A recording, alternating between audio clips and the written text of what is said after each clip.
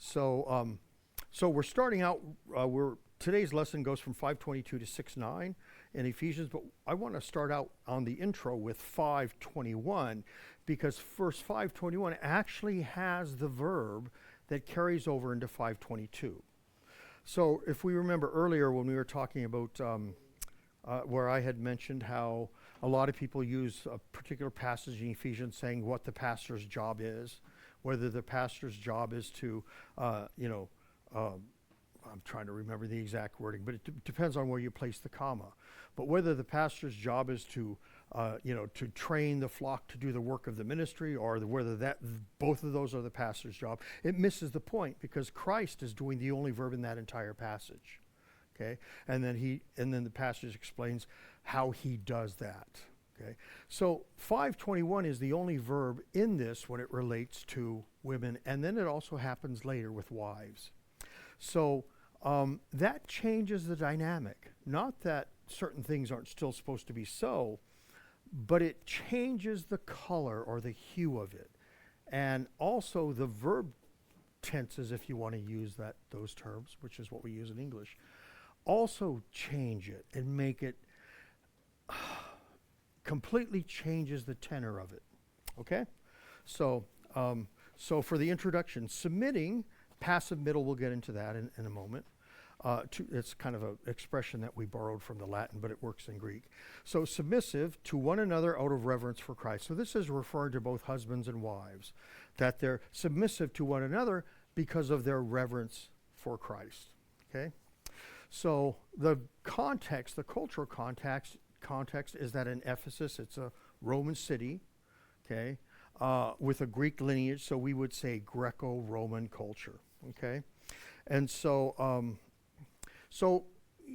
every culture has a kind of norm and way that it operates, and so we would say it's a patriarchal society. Most societies simply are, okay, because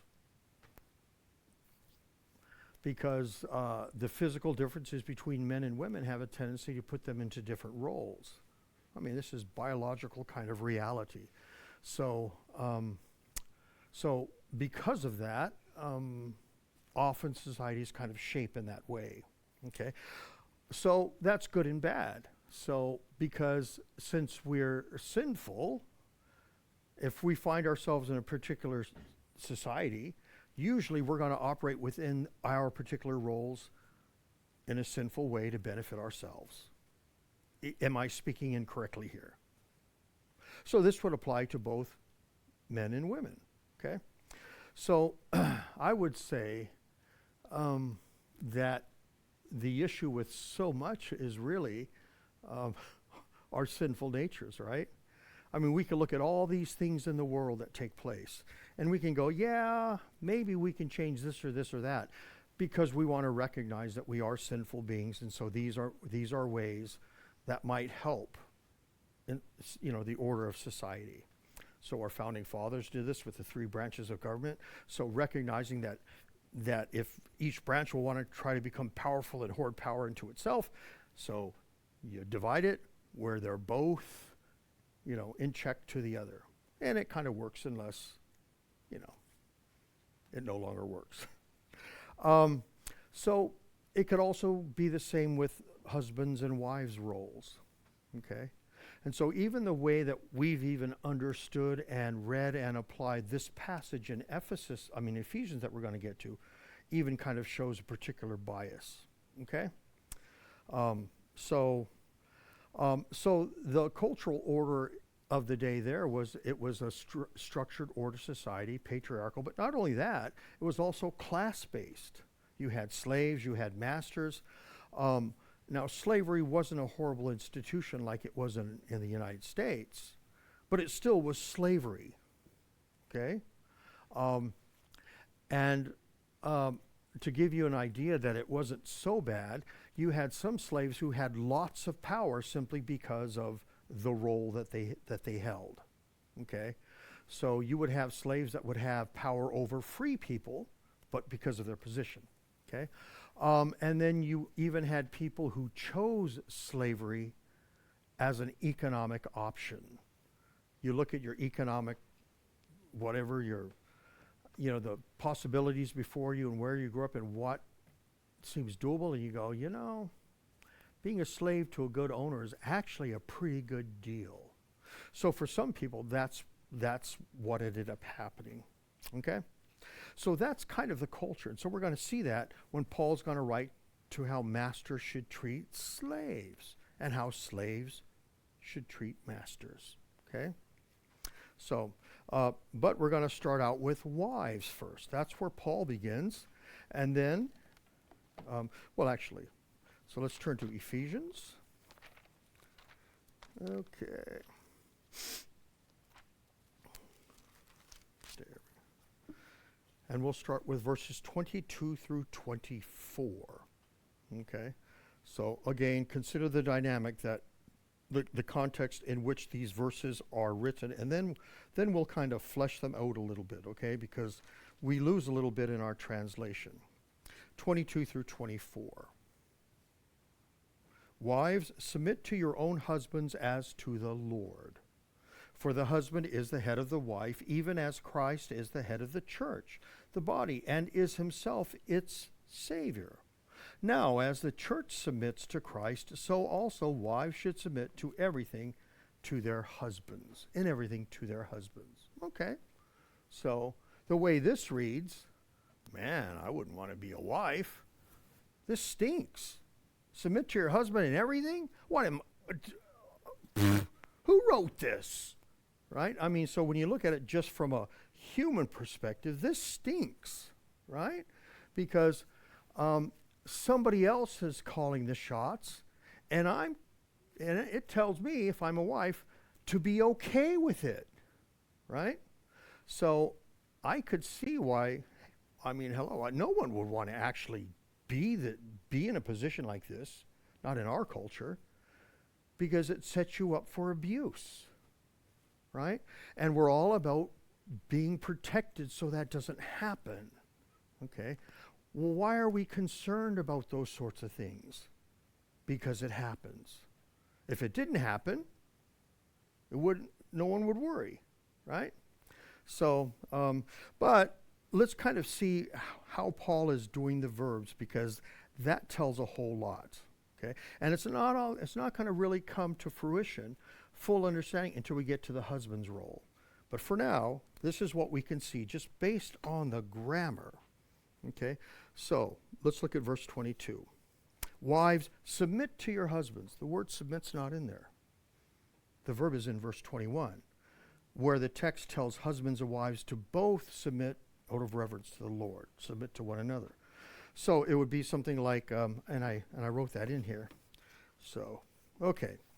Submitting to one another out of reverence for Christ, wives to your husbands as to the Lord. So there isn't a verb applying only to the wives.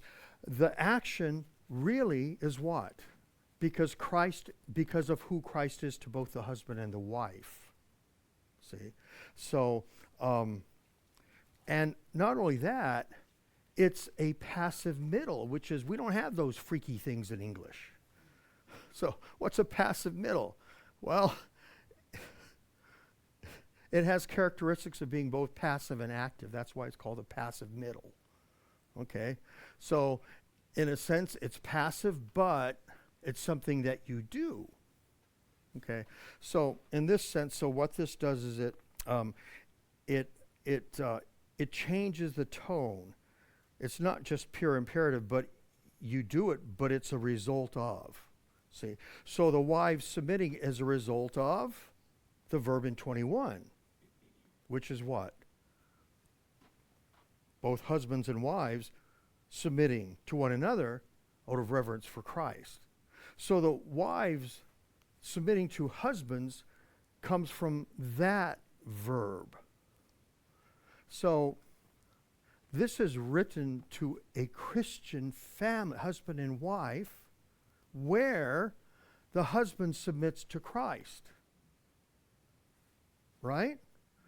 And she submits to Christ, but since they're both submitting to Christ, the wife's submission is a byproduct of that. Hence, the passive middle. So, if verse 21 is not happening, verse 22 is not happening. That's the verb in 22. So you can't take 22 and it says, wives submit. Oh, no, because it's not even there. I think you could have translated it in English without the verb being there. That wouldn't be hard. But with the verb there, since we don't have the weird, freaky things that you could do in Greek and or Latin, how do you even, you can't translate it. You just have to do this crazy explanation thing that, like I'm doing, okay? So this isn't a get out of jail free card pass or whatever that is. But it's to let us know that the wife's ability to submit at this point all stems from the verb in 521, okay? And that's mutual submission to one another out of reverence for Christ, okay? So that's the verb. So you're going to, okay, well, how does that kind of... So if that's happening, the rest of this, there will be no abuse. It's impossible, right? Because one wouldn't be submitting to Christ. See? So it's very, I hate to say clever, because clever has some connotations that, but it's clever. With no negative connotations associated with that, with how Paul is running the verbs here, right? And I think he's doing that because it's contrary to the culture, see? So what he's doing is he's presenting Christ's culture, not the Ephesians culture. So this is the culture of the church lived out in a marriage. And what we'll find out is that the marriage between husband and wife is to be a mirror of Christ and his church. Okay? And when it's done well, one understands the relationship between Christ and his church better. When it's not done well, the understanding between Christ and his church is harmed. Okay? So, does that all kind of make sense? We have to kind of hold this because it's not going to come to full fruition until we go through the husband part, and we'll see how this ties back in. But even, let's go toward verse 24, because verse 24 does the exact same thing. Okay?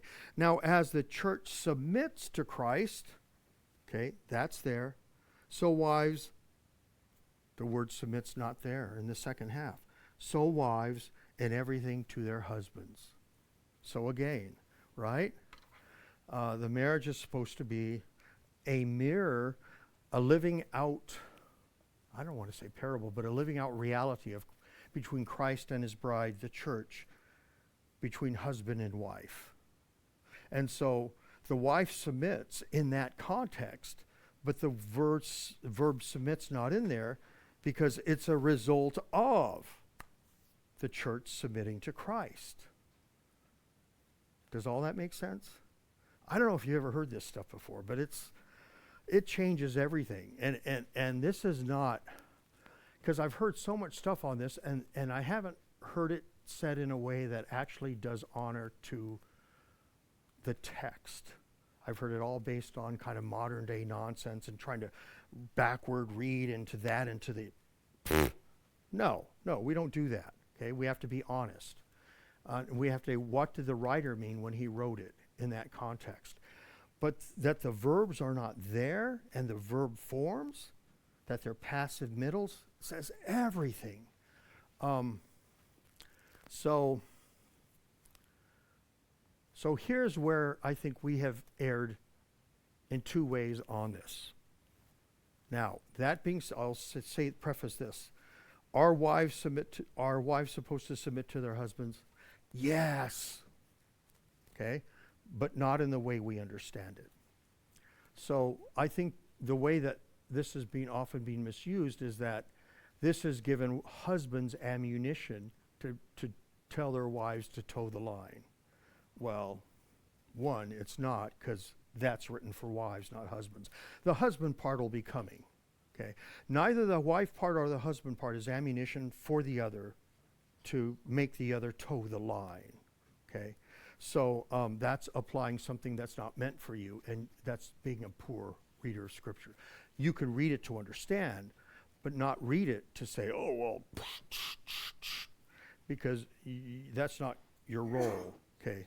So this is the Holy Spirit's role, okay? But also it's being misread because wives have misread this and didn't understand in an organic way how the submitting role is a natural byproduct of submitting to Christ, or a natural outflow of the church submitting to Christ. That's the flow of it. And hence the verbs are only in those places, not with the wife. Okay? So it's, oh. Actually, over 50 years ago, I took a study on the philosophy of Christian womanhood, and these women from Colorado, they had it right. Oh, okay. Yeah, it's exactly Wow. what you're saying. Okay, cool. Yeah. All right. So, But the thing is, the husband has to be a Christian in order to well, yes, yes. I mean, so if your husband's not a Christian, you do the best you can. Exactly. But the whole, and Paul talks about being married to an unbeliever, right? And what kind of motivates a wife to but this doesn't work unless everything is set up ahead of time. In other words, it's within at least right now in verse 21, right? Both submitting to one another out of reverence for Christ. Okay? So, that being said, we're going to get to the husband's role. And when I said that it's way worse for the husband, I'll explain why now. Okay? I mean, the ability to do this, yeah, I think in some ways is impossible to do it perfectly because we're sinful. So that is true. So in my marital counseling, I was right in that. But here, the verbs are like, oh man, not that there's an escape clause for the women, but the way it's written is that it's a byproduct, right?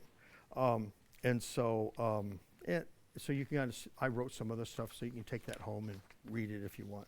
But let's turn to the husband's role, because oh boy, this is, as a husband, I'm like, oh, this is tough. I mean, really is. Okay, husbands, love your wives. Okay, that's a command verb, right? Okay, as Christ loved the church and gave himself up for her, that he might sanctify her. We'll go all the way to 30. Having cleansed her by the washing of water with the word, so that he might present the church to himself in splendor, without spot or wrinkle or any such thing, that she might be holy and without blemish. So right now, this is all talking about what Christ has done for the church. But this is all to kind of say, husbands, this is your relationship with your wife. Okay? In the same way, husbands should love their wives as their own bodies. For he who loves his wife loves himself. For no one ever hated his own flesh, but nourishes and cherishes it, just as Christ does the church, because we are members of his body. So a couple different things going on here that are all connected. Okay, so I'll start with kind of the ending. Okay, the ending is kind of like a self-serving sort of thing, where Paul is going, even if you just blew off what I just wrote, because it's not in your best interest, right, to treat your wife badly, because it ends up backfiring on you. So he ends up finishing this in a practical way, just saying, right? So he finishes with the practical just to say, it doesn't make sense to be this way. Okay, and so that's really kind of the add-on for those who, well, I'm not going to do that. Okay, but let's stick with the very tail end, and then we'll go back to what's earlier said. Okay, because we can kind of connect this if we want, right? So let's. So if we go to. Because we're all one members of his own body, but for no one ever hated his own flesh, but cherishes and nourishes it as Christ does, because we're all members of the body. Okay, so this goes back to kind of creation of being one flesh, right? That's the idea. Where Adam sees Eve, and now he's happy. At last, bone of my bone and flesh of my flesh, right? So if to remember the context is, so God put Adam to sleep and he created Eve. But before he brought Eve to Adam, he had all the animals kind of march on front of before Adam, and Adam goes, "There's nobody like me." Well, right? And so that's kind of the setup. And then it's like, at last, bone of my bone, flesh of my flesh. And then, of course, the words of marriage, and then they shall become one flesh, right? And so tying into that, okay, so what's the result of Adam not let me put it the way that Paul wrote it. What's the result of Adam of not, in a sense, loving his wife as he loves himself, right? He was asleep at the wheel, and Satan comes along and tempts Eve, and he's just whatever, and then she gives some to him, and he eats, and what's the result? Right? So the implication is, if Adam truly loved Eve, none of this would have happened, right? If he would have put himself in front of her, not knowing what could have happened, but, right? None of this would have happened. And he didn't, right? So that's kind of he puts the self-serving idea in context of creation and the fall, okay? And we know the result of that, okay? Oh, okay. So just from that standpoint, right? He's saying, treat your wives well, okay? Now, that's the practical thing. Let's go back to the theology, because we understand the wife's role of submitting is a natural byproduct earlier of the verb in 5:21 of the husband and wife both submitting to one another out of reverence for Christ, okay? And then also it's in verse 24, it's also a result of the church submitting to Christ, okay? So now, husbands, this is an imperative, active, present verb. Love. It's not like he's not.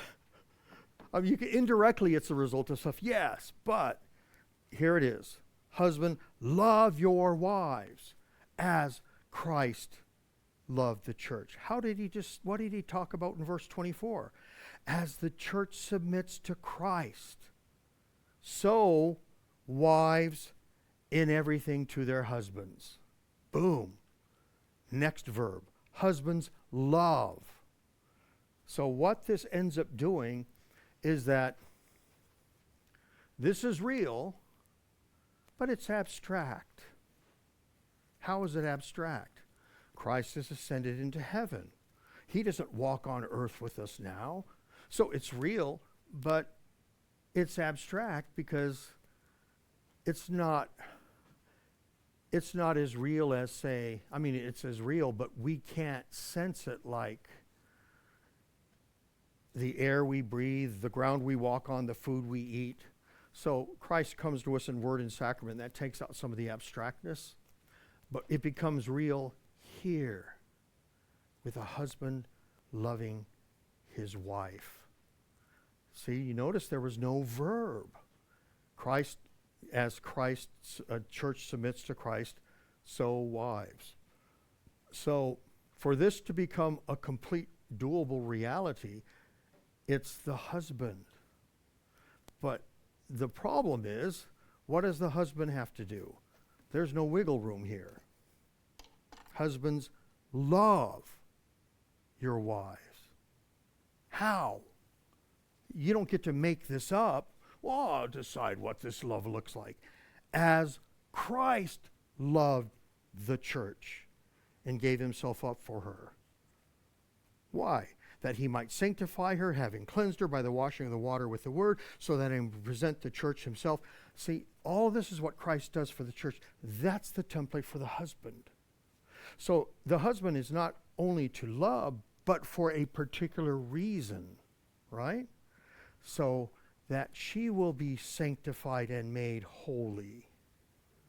So the way that it's set up, which is often not the case, if you see a wonderful, godly wife, behind her, it's the total opposite, isn't it? Behind every good behind every good man that, right? The way Paul writes is, behind every good wife, there's a good husband. Wow. And so we have all these expressions which are somewhat true, like, well, hey, Bob, how's your better half doing? We all know what that means, right? Okay. Because the reality is, well, in enough marriages, often guys are the scoundrels, so this expression kind of took root.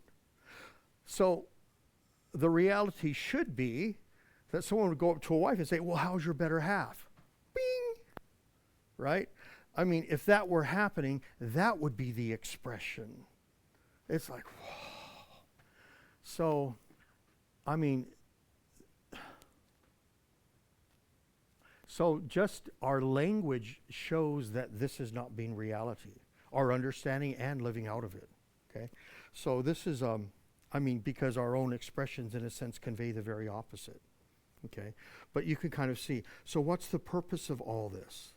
Well, the man is the head of the household for a particular purpose. And you can kind of see all of this. But see, it's not so much, you can't even say that because there's so much power and everything tied into it and how we understand that. But the whole purpose of this is you're in a position of authority and power to serve. Does that make sense? To serve. And so you're serving from a position of strength and love. That's the dynamic. And when that happens, that the wife can understand the church better. So the reason why I said it's harder for the husband, because he has a direct command to do something I don't think is doable. We'll do the best we can, but I don't think it's doable. I mean, oh man, I hope Sherry's not listening to this. It's getting, with her health situation, there are times when it's hard. And I think things I shouldn't, okay? Because I'm tired and I would rather not do something, okay? But that's why I'm saying you look at this and you just go, and I've seen such love expressed between caregiver and care receiver that, oh my goodness, it'll bring you to tears, the love that I've seen. That I, as a pastor, hope I could express and show such love. So, but you can kind of see all of that. And when you see all of this, wow, it would, if we're a culture and we're concerned about people being abused, it's the husband here who's in the greatest danger of being abused. If this is lived out. Because how was Christ abused and how did he respond? See? So the danger is husband abuse, not wife abuse. And it's not husband abuse because he's a wimp or a weakling, but how he expresses his power and love. Okay? So, when you look at all, wow, man. This is, I don't know. It's just kind of unbelievable to kind of read through this and go, wow. And then I read it and I go, oh, if only I could. That's me as someone who wants to. If only I could. But this is it, okay? So in the same way, husbands should love their wives. So now, in a sense, right? So Christ is the template, and then the husbands, right, mirror that in their lives, Okay, but still, the verb is husbands love, and then Christ is the example. See? So,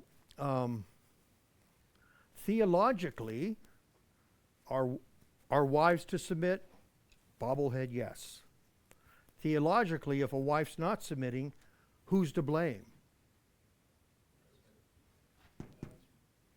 Oh, both, but primarily the husband, secondarily the wife, because the verb is secondary for the wife. See, that's why I'm saying this is if any particular position is set up for abuse, it's this one. Okay, but historically that hasn't been the case because, well, because guys are reading this as a sinner and saying, well, Nancy, here's what you need to do. Well, it does say I should submit to my husband. See? So you can just kind of see how this is, wow. Yeah. Okay. But yeah, so, he kind of, and then Paul sets it up for husbands to say, even if, the theology stuff, whatever, it's in your own best interest. And he goes back to the creation. We'll see a little bit of that more as we continue with this. Okay? There are a couple of things to, I quoted Augustine. I think that's worth looking into because of the way Roman Catholics use the word sacrament. So it's really a matter of how we choose to define words rather than disagreeing with him as much as we think we might. But we'll get to him in a moment. So this is Luther, okay? So called marriage a school of character where the husbands die to self every day, reflecting Christ's faithfulness, the faithfulness of Christ. See? So Luther, for his day, he had a really good sense of all of this, really well.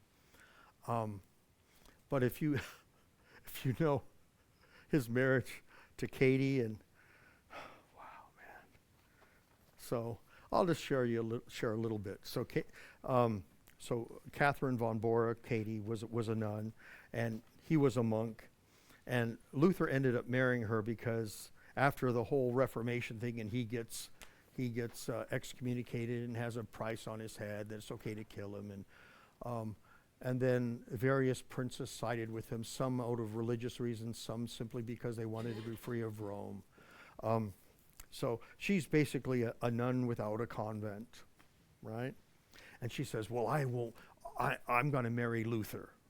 So kind of like Kate Middleton saying, I'm going to marry whatever his name is. Yeah, William, right? And eventually they end up getting, so it's kind of, I'm going to marry him. And so she sets his sights on him, and they end up getting married, which is, that's kind of the reality, really, isn't it? Everybody who's married, it really comes down to, it doesn't matter what you do, the wife has to say, or has to basically go, okay, otherwise, not happening. So she pursues Martin Luther, and he just kind of goes along. But she's a very astute business manager, he ends up living in a former monastery, and that gets willed to him as his property. And she runs a brewery, and she manages his finances. And basically it's like, wow, if she wasn't running the show, Luther would have been bankrupt and whatever else. So, but yeah. So he ended up calling her his rib, and just there was, yeah, just so what I read of them is that their love deepened and grew through time. I think when they first got married, I kind of think it was like, well, okay. I don't think but it wasn't. I think their love grew deeper through the years. But yeah, and so really, he really did try to live that out in the best way he could. And they both flourished and blossomed in so many ways. So, okay. Right. So let's continue on. Let's verses 31 through 33. We're going to see more of this creation account. Okay. Therefore, a man shall leave his father and mother and shall hold fast to his wife. This is all the practical thing to say. Look, even if you don't buy this theological reason, it's in your own best interest. Okay. Become one flesh. This mystery is profound. And I am saying that it refers to Christ and the church. So now he's going from practical and he's bringing it back to Christ and his church. However, let each of you love his wife as himself, and let the wife see that she respects her husband. Notice that? Why the different word? It's not that the wife isn't to love her husband. It's just, how is the word love used earlier? In this sacrificial way. So the whole respect has to do with his headship, her submission. Not that she doesn't love him, but if you were to put love in here, that would mess up the whole kind of verb dynamic, because the husband is to love as Christ loves the church. Okay? The church is to love Christ as the church loves, as the church loves Christ. So Christ, the church's love for Christ is a response to Christ's love for the church. That's the same sort of thing here. Okay. So the respect thing is not that she's not supposed to love him, but it's so it doesn't mess up the verb dynamics of the husband's role to love as Christ loved the church. Does that make sense? Yeah. So it's not like, oh, the woman's not supposed to. No. That's just, right? This is really kind of a fill-in, so that way this verse can't be turned back around and then applied to the husband. Well, it says here that you're supposed to love, so now it's, right? So it's Christ, husband, wife. Okay? And without Christ, husband, the wife's role of submitting, really, it's all based on that. She's still supposed to submit, but the reality, it's like, the car still needs to take me on a trip, but there's no gas in the car. Yeah, but the car still needs to take me on a trip. There's no gas in the car, right? So cause and effect sort of thing. Paul really sets this up very well. Cause and effect. Okay, yes, she is to submit as an effect, a byproduct of Christ and his church and the husband's love to his wife. And very clear. I don't know whether that comes through that well just as you read it, but it's very, very sobering. Because when I read it, I'm struck by how much I don't love my wife as I should. But then, I don't know, maybe I'm a pastor and I could see all the stuff going on, but wow, it's very powerful. So, and the thing is, for wives, this is not you're not loving me as, so therefore. I mean, objectively, we can say if a wife isn't submitting, yeah, right? But the wife's not to go, she's not to go there. That's not permitted in the text, okay? So, again, that would be a misreading of the text. Just like this misreading of the text would be for the husband to say, wifey, here's what you got to do, okay? So we can't go there either. Okay? Does all that make sense? Very, very sobering, very powerful. But let's continue on, because I don't want to use the word sacrament, but I think Augustine's onto something. And I think it's not that we're not onto it, it's just that I think it's a byproduct of our language. And our language isn't wrong, but I think it is, and I'll explain it. So let's look at verses 31 through 33. Okay? Therefore, one flesh, this mystery is profound. Okay? So mystery, part of this is beyond our ability to kind of comprehend and live. That's kind of this whole mystery part. Okay? And the reason why I wanted to bring in Augustine, because the word mystery is the word behind sacrament. So sacrament is the Latin form of the word for mystery. Okay? So Roman Catholics, adapting that, they say, well, marriage is a sacrament. And biblically, they have a case for it, right? In fact, their case for it is stronger biblically if we want to go just by that. But that doesn't mean that our use is wrong. So we use the word sacrament specifically to mean specifically what Christ does to save us, right? So all the mysteries of the church, we say, yeah, there's mysteries, but we want to stick to the primary mysteries, not the secondary mysteries. So the mystery of marriage is the result of Christ and his bride, the church. So marriage is secondary in that regard, okay? So we wouldn't use sacrament for marriage, okay? We'll use it for the Lord's Supper. We'll use it for baptism. We'll use it for the words of absolution. The ways that Christ gives us forgiveness and salvation, okay? And we could even say preaching, I suppose, because that's also a means that Christ uses. But what we don't do is now, oh, well then, you know, and our confessions kind of go on to this to say, well, yeah, we can, if we want to use the term loosely, we refer to those things that God uses secondarily to help bring us. And I remember the discussion we were having in class where one seminarian goes, well, how far are we going to take this? Like, oh, well, let's see. Can we call the green light a sacrament? Because a guy was able to drive through and make it to church on time, where he then, so he was carrying this kind of logic to an absurd level. And that can happen, right? So, but by calling it a sacrament, it kind of makes it rise above just a human institution or something that we want to do, right? That there is a divine culture to it.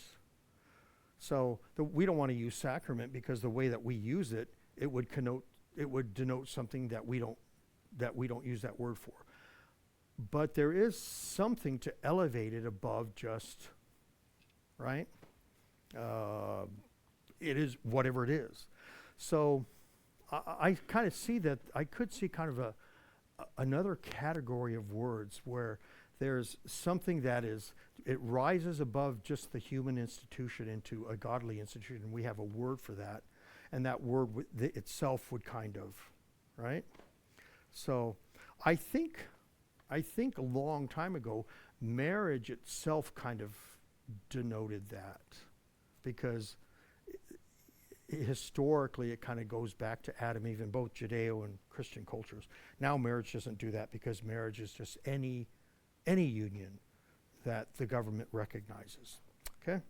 But I would see that there is a place, and I would, because when we see what Paul writes, you go, oh, this isn't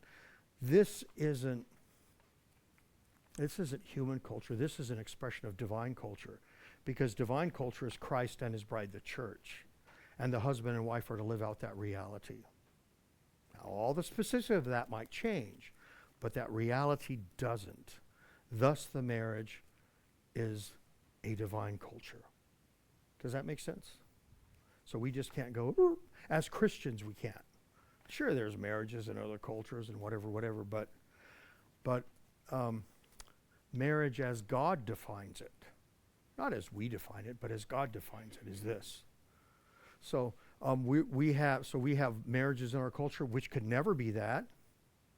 And then we have lots of marriages in our culture which could be that, but aren't, and don't strive to be, okay? So that's kind of where we find ourselves at. Okay, let's press on. We don't have a whole lot of time left, but we kind of have parents and kids and masters, and okay? So let's press on, verse 6. Children, obey your parents in the Lord, for this is right. Honor your father and mother. This is the first commandment with a promise. So if you go back to the, Exodus chapter 20, it's the one that has a promise associated with it. Honor your father and mother, and you'll have a long life, sort of thing. Okay. Oh, that it may go well with you, and that you may live long in the land. So going back to, right? Fathers, do not provoke your children to anger, but bring them up in the discipline and instruction of the Lord. So there is a place for discipline, but notice the boundaries. Don't provoke. This isn't a power war. Or I'm going to poke him to show him who's boss. Okay? But what's the purpose? Did you catch that? So, in the discipline and instruction of the Lord. So, the primary purpose is that your kids are brought up in the faith. And if they're brought up in the faith, and that truly, right, is in their bones, everything else falls into place. Right? You won't need external compliance, or whatever the term is, enforcement. Okay? Because it will happen. Okay? So, so there is discipline, but don't provoke. So you can just kind of see kind of the boundaries and the purpose, and so kind of the whole shepherd-sheep kind of dynamic, right? So the shepherd uses his crook to beat off wolves, right? But he uses the hook to rescue a lamb or a sheep. Okay, he doesn't beat sheep with his, right? So you can kind of see the dynamic. There is discipline, okay, but done properly. Okay, so let's continue on. So that way I can finish a minute early. Okay, so that's children. Okay, this one doesn't really apply, but we can take the general. I would take the dynamics and turn it into employer-employee, because that's the closest thing that we have in our culture. Slaves, obey your earthly masters with fear and trembling, with a sincere heart, as you would Christ. So this is written to Christian slaves, of course. Not by way of eye service as people pleasers, but as servants of Christ. So what is this saying here? Well, I really don't like my owner. He's a jerk. When he's not watching, right? No, because this is the whole understanding of our Lutheran understanding of vocation. It ended up becoming you ever heard of the term Protestant work ethic? That's the Lutheran work ethic, really.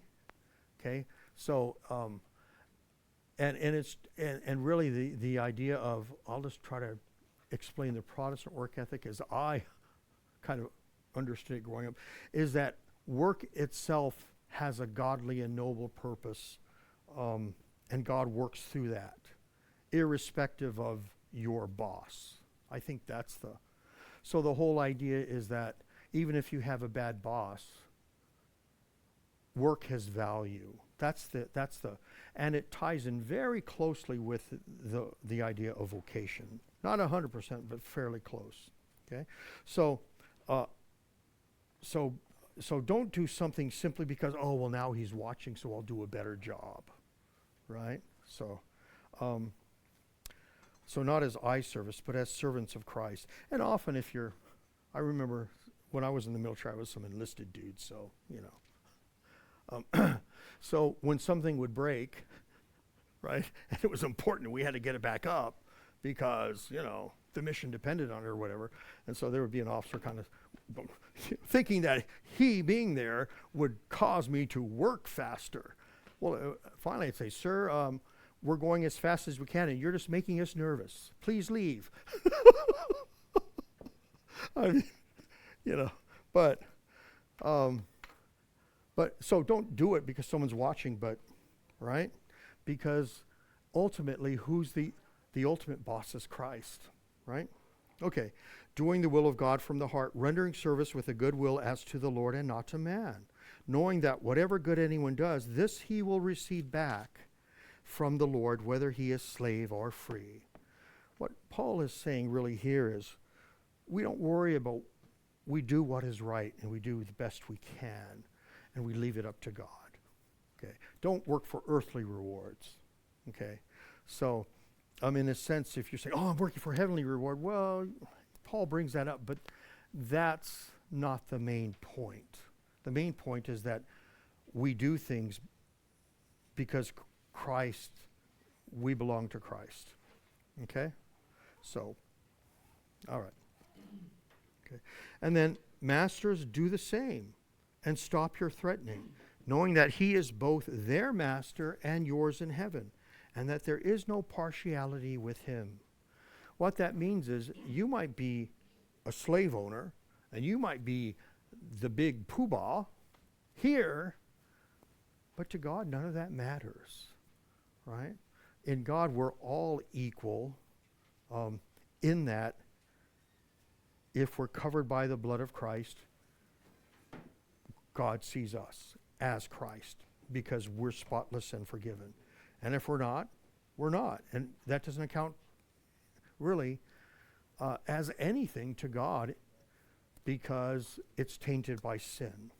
Okay? So masters, treat your slaves knowing that we're all equal in Christ and that he's the real boss, not you.